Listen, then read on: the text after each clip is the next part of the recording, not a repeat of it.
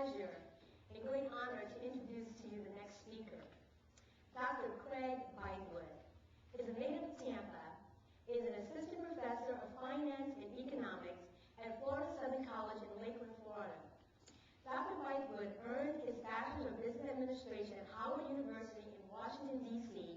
He received his Ph.D. in finance at the University of Florida at the tender age of 26. He has served as a consultant for several organizations, including J.P. Morgan Chase, Hewlett-Packard, and the Tampa Bay Buccaneers, what do they call it, Super Bowl champions? He is also a personal financial planner and provides countless speeches on personal finance, economic empowerment, and community issues. Ladies and gentlemen, it brings me great pleasure to introduce to you Dr. Craig Bythewood.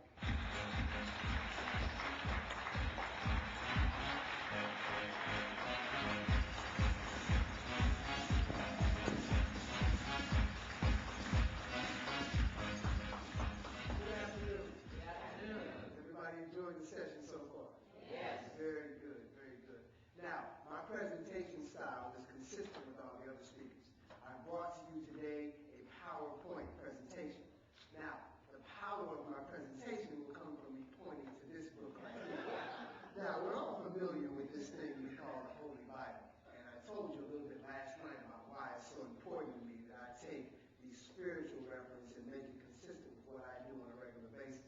So what I like to do is use some of the scriptures in here just to reinforce things that I can easily tell you without it. I think if we have that spiritual foundation, it's easier for us to build on that. So let me start with this. There's an African proverb that says, a little boy asks his father, why does the lion always die at the end of the story? And the father says, it will always be that way until the lion begins to write the story. Now, I love doing personal financial seminars. And whenever I do them, the first thing anybody wants to talk about, stocks. What stocks do I invest in? Where do I put my money?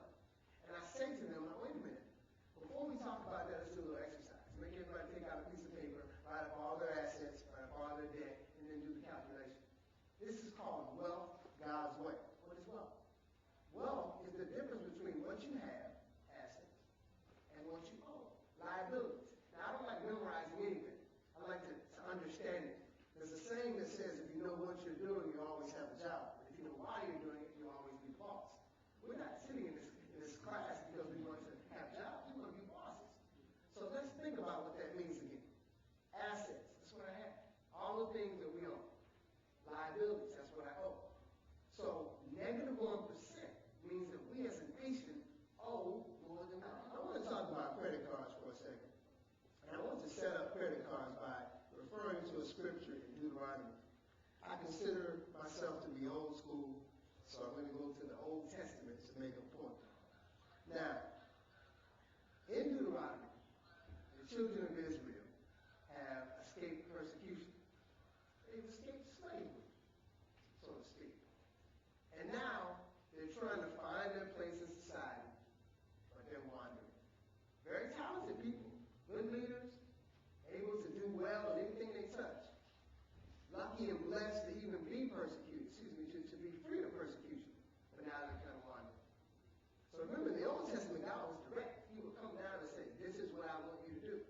So he's talking to the children of Israel and telling them how he wants them to conduct themselves as they go in and out of different villages. And this is what he says in Deuteronomy chapter 2, verse 6. Deuteronomy chapter 2, verse 6.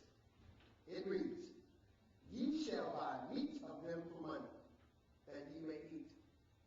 And ye shall also buy water of them for money, that ye may drink. Now what is God saying here? He's saying, if you eat, pay for it. If you drink, pay for it. Let me read again. Ye shall buy meat of them for money that ye may eat. Ye shall also buy water of them for money that ye may drink. This is my credit card scripture. Because we got away from that. What we do now is we conduct ourselves in a way that's based on what we want as opposed to what we can afford. And he's telling us right here in the foundation that we can't do that. Well, let's talk about how dangerous that is. Now, let's suppose you took $2,000. Write this down. $2,000. And you put $2,000 on an 18.9% credit card. Now, 18.9 I use because that is the average credit